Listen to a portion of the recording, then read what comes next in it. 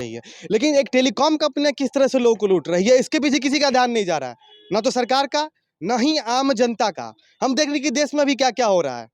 कहीं न कहीं वर्तमान सरकार जो है, या तो वो कांग्रेस, बीजेपी, बीजेपी कांग्रेस या अलग-अलग पक्षों में करने में लगी हुई है, या तो स्थानीय जगहों पर विभिन्न प्रकार के मुद्दे हो रही है, किसी को अचानक गिरफ्तार कर लिया जाता है, इसी सब पे ध्यान है।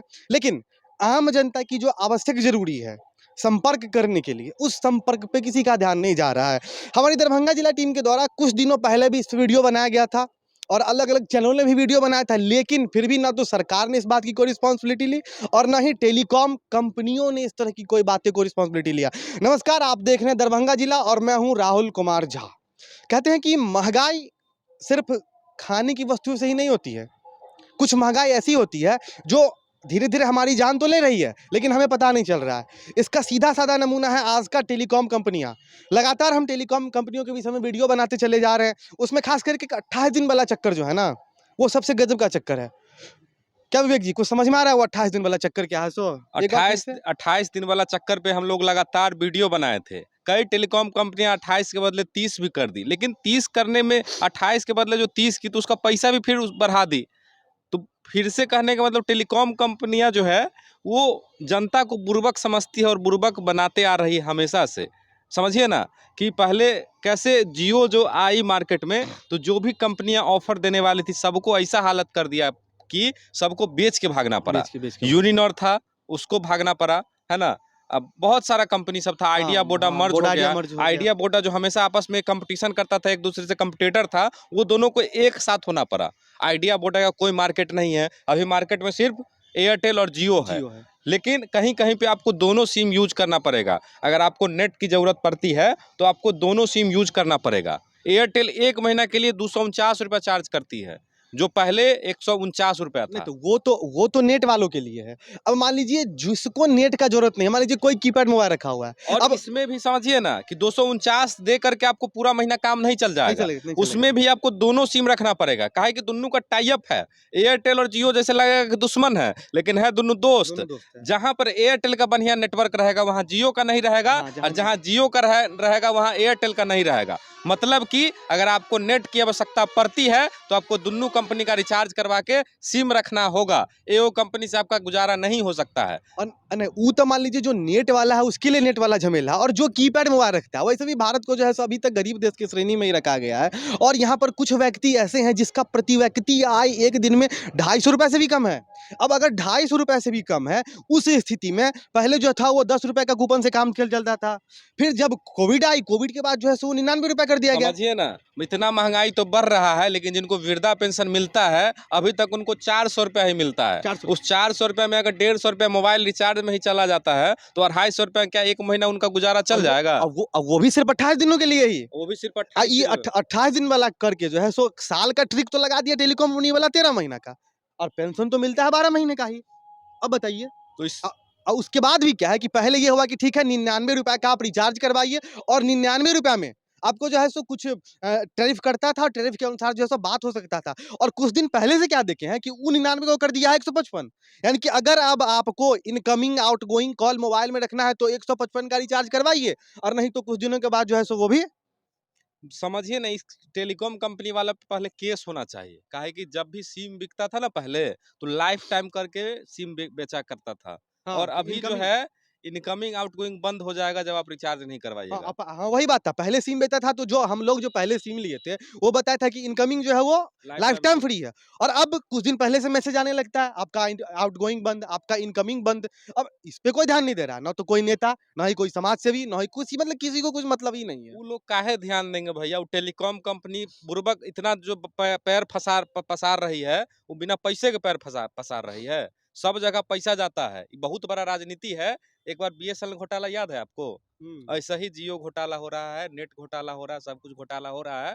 जो जब दूसरा सरकार आएगा ना, तब इस सब का खुलासा होगा, अभी नहीं होगा। अब इसमें तो ये हो रहा है कि आम जनता का जो है सो जेब कट रहा है। अब आम मान लीजिए जिसका क्षमता ही नहीं है कमाने का। अब जो मान लीजिए दिहाड़ी कमाता है 500 रुपए का महीना, अब वो 150 का जो अगर रिचार्जे करवाए, वो भी बात किया तइयो, बात नहीं किया तइयो, बंद, गया वो काम से। अब उसको तो काफ़ी इस पे कोई ध्यान नहीं दे रहा। अब टेलीकॉम कंपनियाँ क्या कर रही है, अप्रत्यक्ष रूप से लोगों का जेब काट रही है। मतलब जेब भी काट रही है, पता भी नहीं चल रहा, और हम खुश भी बहुत एगो ज़्यादा हो रहे हैं। मिथिला में कहावत है ना कि चोरी ऊपर से सीना जोरी। सीना जोरी। तो ऊपर से चोरियो करता है, अब बोलिएगा तो सीना जोरियो करेगा, सिमो बंद कर देगा। हाँ, हाँ, हाँ। हाँ, ये एकदम सही बोले हैं। क्या करेगा ना अब करता क्या है कि अगर रिचार्ज आपका 5 दिन पहले खत्म होने वाला, तब ये से उसका मैसेज आने लगेगा। वो आपका इतना इनकमिंग पगला देगा आपको कि एक-एक कॉल पे आपको 30 सेकंड तो वेटे करना पड़ जाएगा उसका सुनने में, फिर 30 सेकंड रिंग होगा सो 1 मिनट वैसे ही आपका बर्बाद चला हाँ, जाएगा। सा उसके साइ चक्कर में लोग रिचार्ज करवाना पड़ता है मजबूरी में फिर। साइकोलॉजिकल हैरेसमेंट भी कर देता है ये। अब लोग जो है सो अब जिसके पास रिचार्ज करने का उपाय ही नहीं, वो क्या करेगा? सही बात है। तो गुरु कहने का मतलब ये है, मकसद ये है मकसद कि ये है। समझिए किस तरह से टेलीकॉम कंपनी लगातार हम लोगों के जेब खाली कर रही है, चोरी कर रही है और हम लोग हाथ पे हाथ धरे बैठे हुए हैं। पिछला बार हम लोग जब जियो और एयरटेल के बारे में बताए थे तो ऑप्शन में बीएसएनएल का प्रमोट किए थे, लेकिन सरकार बीएसएनएल को आगे बढ़ने नहीं देना चाह रही है, इसलिए बीएसएनएल फिर से जो है बैकफुट पे आ गई है और हम लोग भी बीएसएनएल सिम लेकर के कोई फायदा नहीं हुआ क्योंकि नेटवर्क ही नहीं होता। हम लोग तो बोले थे भैया नेटवर्क ठीक हो जाएगा, लेकिन सरकार चाहेगी तब ना होगा कि हमरे आपके बोलने से हो जाएगा।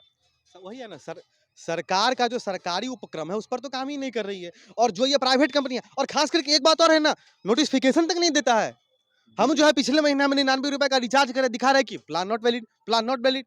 मतलब कम से कम एसएमएस करके बता तो दे कि भैया आपका रिचार्ज, ये अब प्लान खत्म हो गया। जियो का 5G लॉन्च हो गया।